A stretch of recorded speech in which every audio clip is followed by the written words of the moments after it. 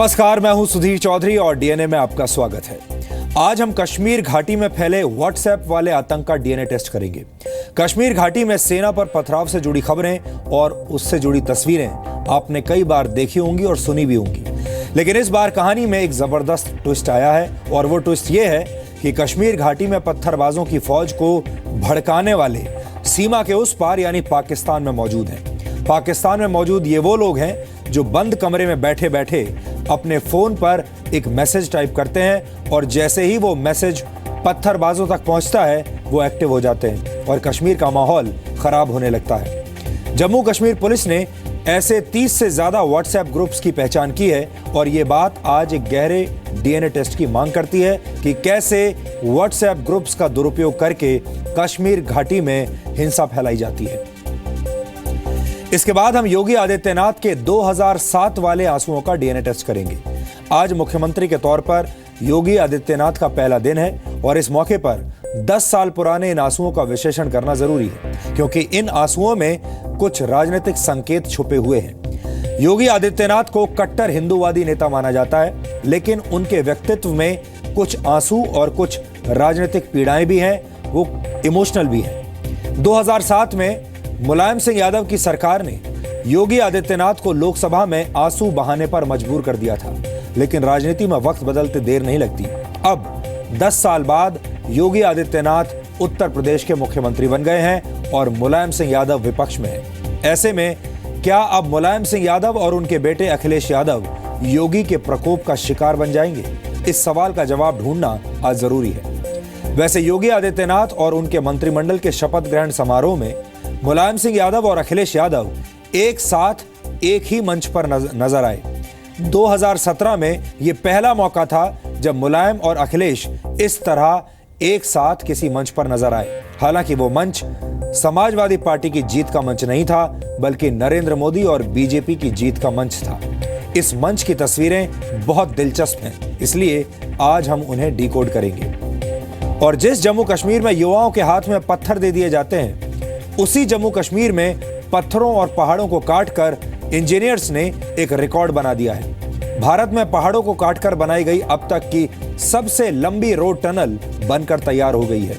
ये सुरंग 9 किलोमीटर लंबी है और इसका निर्माण ऐसे वक्त पर पूरा हुआ है जब कुछ अलगाववादी तत्व जम्मू कश्मीर को देश से अलग थलग करने की कोशिश कर रहे हैं। ये टनल ऐसी दूषित सोच के खिलाफ एक करारा जवाब है, इसलिए इसका वीडियो विश्लेषण आज आपको जरूर देखना चाहिए।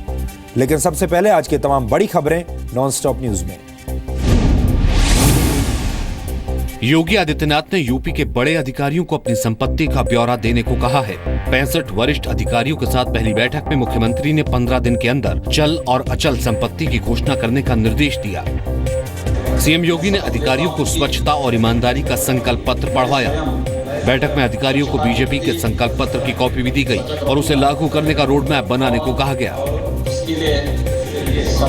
संपत्ति का ब्यौरा जिस प्रकार से सभी मंत्रियों के लिए माननीय मुख्यमंत्री जी ने निर्देश दिया है, उसी प्रकार से सभी अधिकारियों को भी कहा गया है कि वो भी अपनी संपत्ति का ब्यौरा दें। यूपी के वरिष्ठ अधिकारियों की इस बैठक से पहले मुख्य सचिव Rahul Bhatnagar, DGP Javed Ahmed, principal secretary गृह देवाशीष पांडा ने सीएम से अलग से मुलाकात की।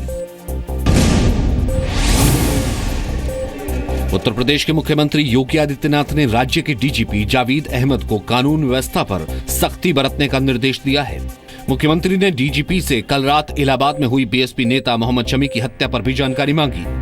इलाहाबाद की जो घटना है उसमें जो नामजदगी हुई है उस पर जांच होगी और अग्रिम कार्रवाई इस जांच के आधार पर होगी। सीएम आदित्यनाथ ने डीजीपी जावेद अहमद से कहा कि कानून व्यवस्था बेहतर करना उनकी सरकार की प्राथमिकता है। सीएम ने डीजीपी से राज्य के सभी डीएम और एसपी से वीडियो कॉन्फ्रेंस से संपर्क करने को भी कहा। इस बीच इलाहाबाद में नगर निगम ने 2 अवैध बूचड़खानों को बंद कर दिया है। पोल्यूशन बोर्ड ने इनके बंदी के आदेश जारी किए थे, जिसके क्रम में इन दोनों शटर हाउस को हमने बंद कर दिया है। उत्तर प्रदेश में सीएम के आधिकारिक आवास में आज पूजा पाठ की गई। योगी आदित्यनाथ ने खुद कलश स्थापित किया। लखनऊ में 5 कालिदास मार्ग के बंगले पर पूजा और हवन कराने के लिए गोरखपुर और इलाहाबाद से 7 पुजारी बुलाए गए थे। मुख्यमंत्री की नेम प्लेट के ऊपर स्वास्तिक बनाया गया। बंगले के गेट पर ओम और शुभ लाभ भी लिखा गया। हम लोगों ने श्री गणेश जी का पूजा किया और वास्तु शास्त्र के हिसाब से जो वास्तु की शुद्धि होती है उसका पूजा हम लोगों ने किया। मुख्यमंत्री आवास में कुछ बदलाव भी किए जा रहे हैं। सूत्रों के मुताबिक सोफे से चमड़े का कवर हटा दिया गया है। आवास के अंदर गौशाला बनाई जा रही है। हालांकि योगी आदित्यनाथ यहां कब से रहेंगे ये अभी तय नहीं है। शुभ मुहूर्त का इंतजार है। यूपी में हार के बाद बीएसपी ईवीएम की शिकायत लेकर सुप्रीम कोर्ट जाएगी। मायावती का आरोप है कि बीजेपी ने ईवीएम में गड़बड़ी के जरिए यूपी में इतनी बड़ी जीत हासिल की है। जनता इनके ऊपर बिल्कुल फेद नहीं कर रही है और इनके इस धांधली के खिलाफ हमारी पार्टी ने ये डिसीजन लिया। हम लोग जल्दी ही 2-3 दिन के अंदर हम कोर्ट में जाने वाले, इनको चैन से बैठने नहीं देंगे। मायावती ने चुनाव आयोग से बैलेट पेपर के जरिए दोबारा चुनाव कराए जाने की मांग की थी। चुनाव आयोग ने कहा था कि ईवीएम में गड़बड़ी की कोई गुंजाइश नहीं।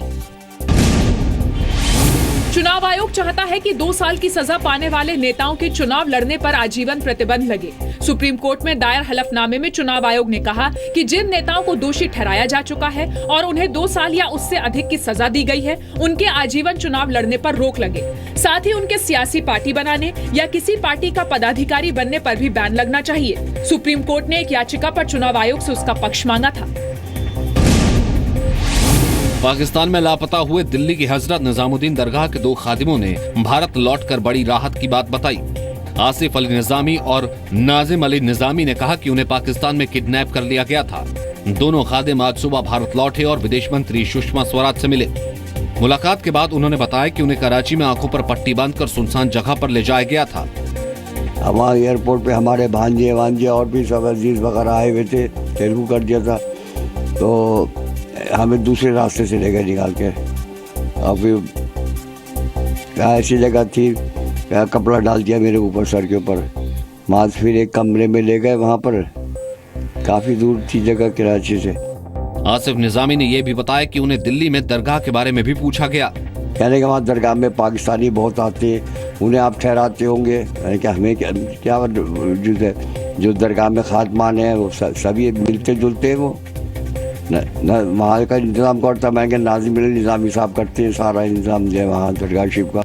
बीजेपी नेता सुब्रमण्यम स्वामी ने दोनों खादिमों पर पाकिस्तान में देश विरोधी काम करने का आरोप लगाया है। जो आरोपी हैं, जो आतंकवादी माने जाते हैं, जो उग्रवादी माने जाते हैं, उनकी बातों पर हम कैसे विश्वास कर सकते हैं? हमारे पास इंडिपेंडेंट जानकारी है, उसके अनुसार ये लोग हमारे देश के खिलाफ काम कर रहे थे। नैनीताल हाईकोर्ट ने गंगा और यमुना नदियों को जीवित इंसान की तरह अधिकार देने का आदेश दिया है। Director general Namami Gange authority जो है और चीफ सेक्रेटरी और एडवोकेट जनरल उनको अधिकृत किया है कि गंगा के मामले में गंगा की तरफ से ओर से राइट टू सू और बी सूड ये दिया गया है। धरती के कण कण में भगवान का वास है, इसलिए हाईकोर्ट ने जो बात कही है कोई नई बात नहीं कही है, ये तो हमारे देश की मान्यता है। हाईकोर्ट ने केंद्र से जल्द गंगा प्रबंधन बोर्ड बनाने का आदेश भी दिया है। साथ ही गंगा नदी से निकलने वाली नहरों की संपत्तियों का बंटवारा 8 हफ्ते में करने के आदेश दिए हैं। हम तो गंगा को हमेशा से ही माँ कहते हैं, तो माँ लिविंग पर्सन ही होती है। हाईकोर्ट ने उसी की पुष्टि कर दी है। और जो कहा आपने कि वो बोर्ड बनाने की बात, तो उसका उत्तर सरकार देगी, हमारा डिपार्टमेंट देगा। जब उत्तर प्रिपेयर करेंगे तो आपकी जानकारी मिल जाएगी। गंगा यमुना को जीवित इंसान का दर्जा देने का ये आदेश हरिद्वार के मोहम्मद सलीम की पीआईएल पर सुनवाई के दौरान आया। याचिका में नदियों पर अवैध अतिक्रमण को चुनौती दी गई है। इससे पहले न्यूजीलैंड में भी एक नदी को लीगल पर्सन की मान्यता दी गई है। तो एक्वाडोर पहला देश है जहां संविधान में राइट्स ऑफ नेचर को मान्यता है। चीन ने भारत को चेतावनी दी और कहा कि दलाई लामा को इंटरनेशनल बौद्ध समिट में न्योता देने से रिश्ते बिगड़ जाएंगे। चीनी विदेश मंत्रालय की प्रवक्ता हु चनियंग ने कहा कि हम भारत से अनुरोध करते हैं कि वो दलाई लामा के चीन विरोधी अलगाववाद को समझें, तिब्बत को लेकर हमारी चिंताओं को समझें और ऐसी चीजों से बचें जिससे दोनों देशों के संबंधों पर बुरा असर पड़ता हो। दलाई लामा ने 17 मार्च को बिहार के राजगीर में इंटरनेशनल बौद्ध समिट का उद्घाटन किया था। चीन ने दलाई लामा को अरुणाचल दौरे की इजाजत देने पर भी ऐतराज जताया था। मणिपुर में आज बीजेपी की एन बीरेन सिंह सरकार ने ध्वनि मत से विश्वास मत जीत लिया। विश्वास मत के दौरान अकेले टीएमसी विधायक टी रोबिंद्रो सिंह ने भी सरकार के पक्ष में वोट दिया। टी रोबिंद्रो सिंह का दावा है कि इसमें पार्टी के केंद्रीय नेतृत्व की सहमति है। हालांकि तृणमूल नेता मुकुल रॉय का कहना है कि टी रोबिंद्रो सिंह ने अनुशासन तोड़ा है, लेकिन पार्टी उन पर अनुशासन की कार्रवाई फिलहाल नहीं कर रही है, क्योंकि पार्टी ऐसी स्थिति नहीं बनाना चाहती जिसमें उनकी जान का खतरा हो। आज ही मणिपुर में बीजेपी नेता वाई खेमचंद सिंह भी कांग्रेस उम्मीदवार गोविंद दास खोंतोसम को ध्वनि मत से हराकर विधानसभा के स्पीकर बने हैं। उधर गोवा में मुख्यमंत्री मनोहर पर्रिकर ने 9 मंत्रियों को विभागों का बंटवारा कर दिया है। पर्रिकर ने खुद गृह, वित्त और शिक्षा मंत्रालयों को अपने पास रखा है। ईडी ने मनी लॉन्ड्रिंग मामले में आज मीट कारोबारी मोइन कुरैशी और सीबीआई के पूर्व निदेशक एपी सिंह के खिलाफ केस दर्ज किया है। ईडी ने आज मोइन के कई ठिकानों पर छापे मारे। एक ठिकाने से 3 करोड़ की विदेशी करेंसी भी जब्त की। मनी लॉन्ड्रिंग केस में सीबीआई पहले ही मोइन और एपी सिंह को आरोपी बना चुकी है।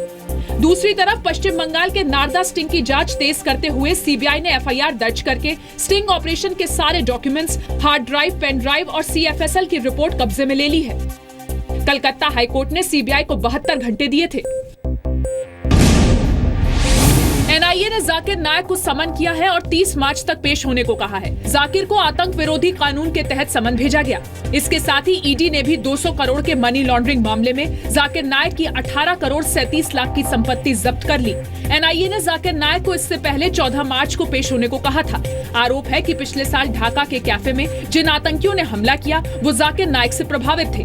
गिरफ्तारी से बचने के लिए जाकिर नायक इस वक्त दुबई में रह रहा है। दिल्ली के उपहार कांड में दोषी गोपाल अंसल ने तिहाड़ जेल में सरेंडर कर दिया है। उपहार कांड में उन्हें 1 साल की सजा सुनाई गई है। इससे पहले सुप्रीम कोर्ट ने उन्हें सरेंडर करने के लिए और वक्त देने से इनकार कर दिया था। कोर्ट में अंसल की ओर से कहा गया कि उन्होंने राष्ट्रपति के पास दया याचिका लगाई है, इसलिए उन्हें सरेंडर करने के लिए और वक्त दिया जाए। कोर्ट ने इस मांग को खारिज कर दिया। इसके पहले 9 मार्च को कोर्ट ने पुनर्विचार याचिका पर फैसले में संशोधन की मांग वाली उनकी याचिका भी खारिज कर दी थी।